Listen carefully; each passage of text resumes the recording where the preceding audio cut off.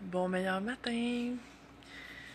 Je vais faire pour ce matin et les premiers jours la semaine prochaine une petite série sur les séparations. Parce que j'ai eu des questions dernièrement par rapport à ça. Et aujourd'hui, je vais m'en tenir à quand on laisse quelqu'un avec qui on a des enfants ou non, mais que on brise l'image de la famille et comment se sortir de l'idée de vivre l'échec d'un rêve, l'échec d'un conte de fées, tu sais.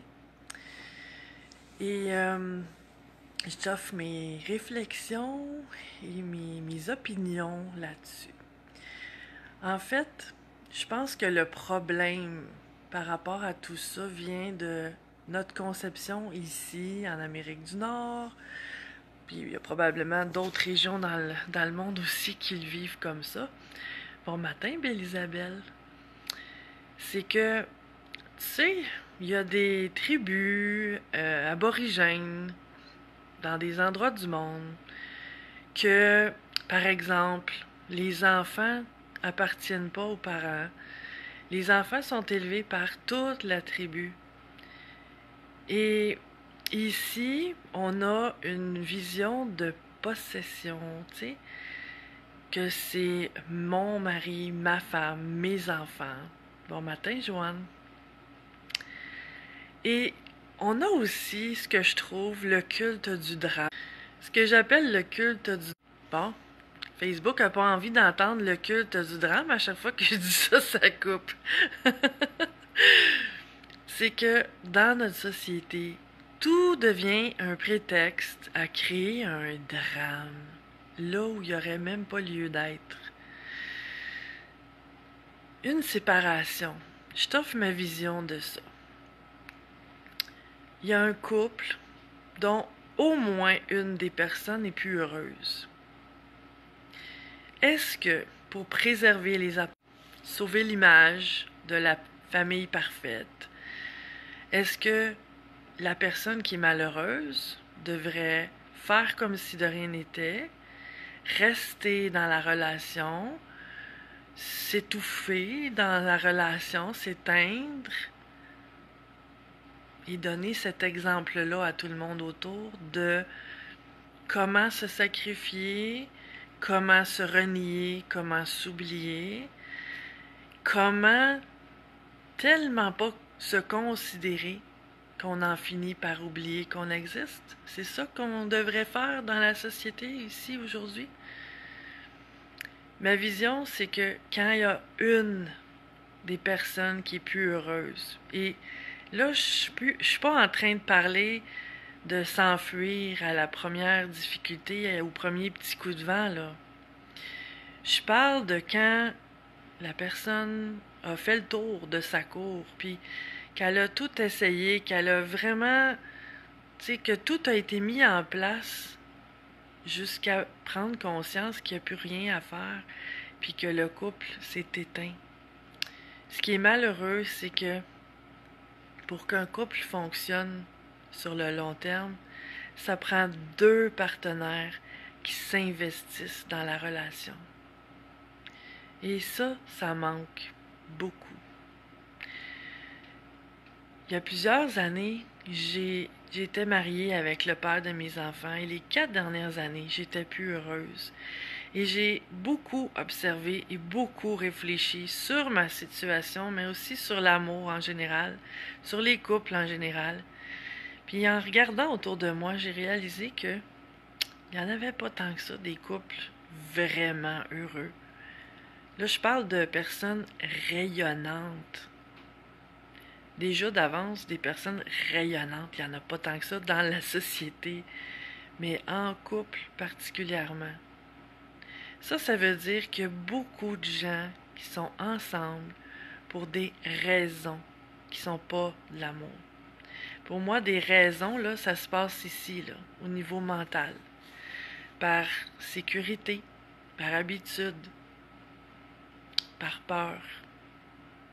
Et je suis vraiment pas en train de juger parce que toutes ces raisons-là sont sûrement bonnes pour ces personnes-là si ils font pas le choix de se laisser. Et parfois aussi, quand on a des enfants avec la personne, on reste pour les enfants. Je l'ai fait aussi. Je peux comprendre ce point de vue-là très bien. Ce qui fait que j'ai passé à l'action, c'est que après 4 ans d'essai de ramener le couple, et en fait, je me suis rendu compte que quand on n'aime plus la personne, à quelque part, est-ce que cette forme d'amour-là qui était là dès le départ, on pensait que c'était de l'amour, puis que peut-être c'était plus de l'amitié ou de la sécurité, ou simplement que c'était une bonne personne et que on pensait qu'une relation amoureuse pouvait être basée sur le fait que l'autre personne, c'est une bonne personne avec qui on s'entend bien, puis qu'on a la même vision des choses, mais que les sentiments n'ont pas la profondeur qu'ils devraient avoir. Il y a tellement de raisons, il y a tellement de cas, c'est du cas par cas. Mais ce qui a fait que j'ai décidé de laisser le père de mes enfants, c'est parce que je me suis rendu compte que l'amour, ça se crée pas, ça s'invente pas, ça se provoque pas. On peut pas décider d'être en amour avec quelqu'un quand ce sentiment-là est pas là. En tout cas, il y en a que j'ai déjà entendu dire qui étaient capables de ça, mais c'est pas mon expérience des choses. Moi, personnellement, je suis pas d'accord avec ça. Je crois que c'est un sentiment qui est au-delà de la volonté. C'est là ou c'est pas là. Et de la forme que ça apparaît entre deux personnes, c'est comme ça. Je dis pas que ça peut pas évoluer, mais quand ça s'éteint, il y a un point de non-retour que j'appelle que une fois que il y a eu trop de dommages, trop de blessures, trop d'histoires qui ont été qui ont séparé deux êtres.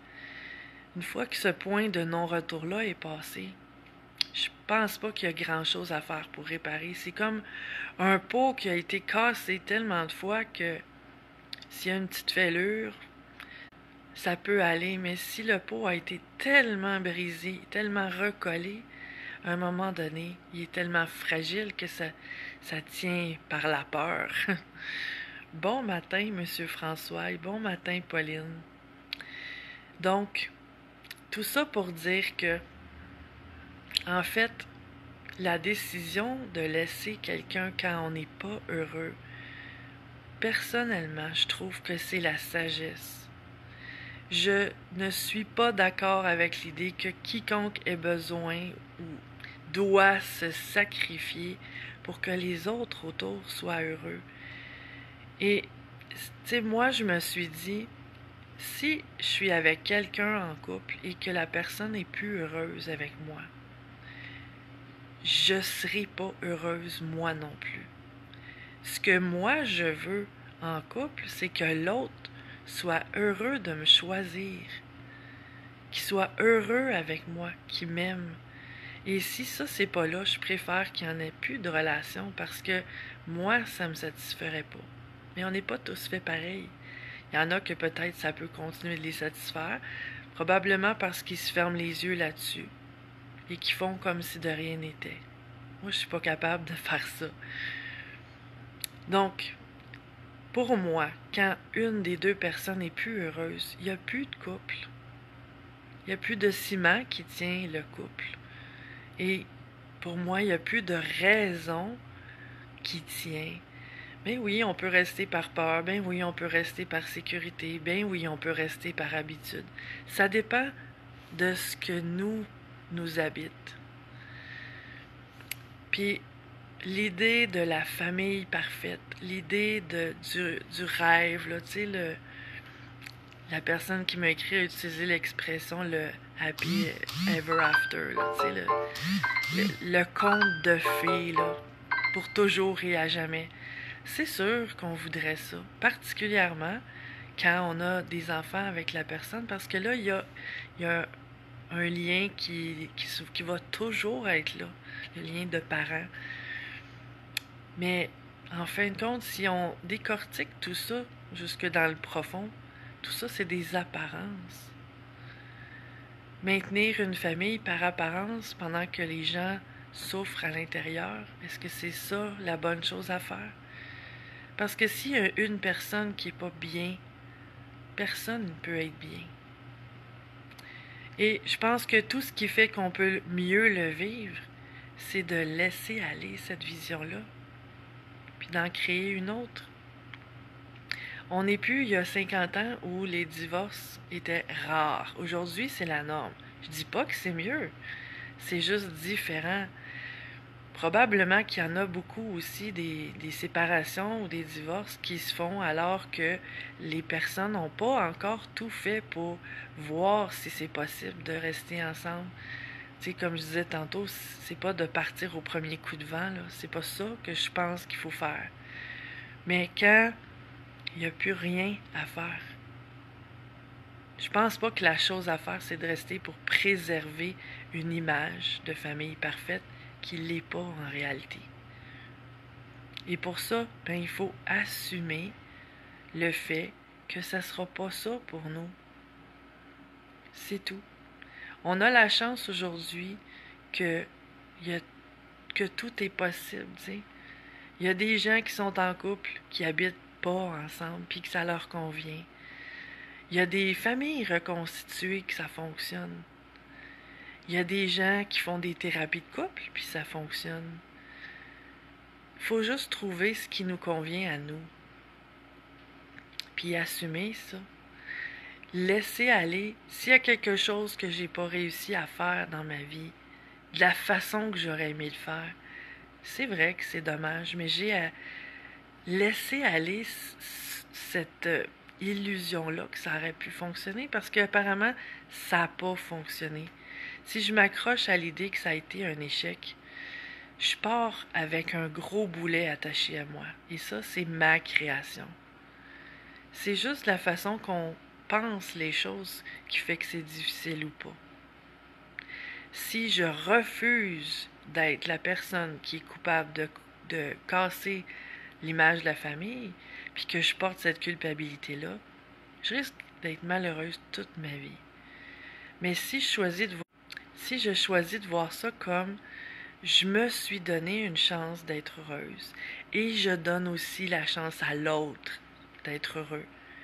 Parce que, comme je disais tantôt, tu sais, s'il y en a un des deux qui est plus présent dans le couple, là, il est plus là, ses sentiments sont plus là, l'autre peut pas être heureux. Il peut faire semblant que tout est comme avant, mais dans le fond de lui-même, là, ça doit pas être satisfaisant de penser que l'autre est avec toi par habitude ou par peur de te faire de la peine, par pitié. Donc, pour toutes ces raisons-là, si jamais c'est ce que tu vis, je t'invite à trouver une autre façon de voir les choses parce que si tu t'accroches à cette idée-là que, comme en 1950, quand on se marie, c'est pour toujours et que la famille, c'est pour toujours, mais aujourd'hui, il y a autre chose de possible. Il y a plein de gens qui le vivent très bien. C'est vrai que c'est dommage, parce que c'est vrai que ce serait l'idéal, que les familles restent ensemble et que ça fonctionne et que tout le monde s'aime. Dans la réalité, c'est pas comme ça. La théorie, c'est beau. La pratique, parfois, c'est autre chose. Et il faut s'adapter à ça. Donc, je t'invite à changer tes pensées et à surtout pas porter de culpabilité inutile, de penser que tu crées le désastre dans ta famille. Parce que c'est juste de donner la chance à tout le monde de trouver une autre façon d'être heureux dans la vie. Et ça, c'est un choix personnel que chacun peut faire. On ne peut pas décider pour les autres. Je t'invite à passer une merveilleuse journée et si cette vidéo-là t'a parlé, j'aimerais avoir tes commentaires et je te remercie si tu fais des petits j'aime, des petits coucous, et si tu partages la vidéo pour des gens que ça pourrait aider. Bon matin, Marie-Josée, tu trouves que c'est juste? Ben oui, c'est ma vision en tout cas. Puis je trouve que, tu sais, le mot que tu dis juste, Marie-Josée, moi c'est un mot que j'utilise souvent dans le sens où je fais souvent ce geste-là. Si quelque chose est juste, c'est que je le sens dans moi que c'est peut-être pas ce que la société attend de moi ou ce que ma famille attend de moi, tu sais. Mais c'est qui est juste pour le bien-être que je sens que j'ai besoin à l'intérieur.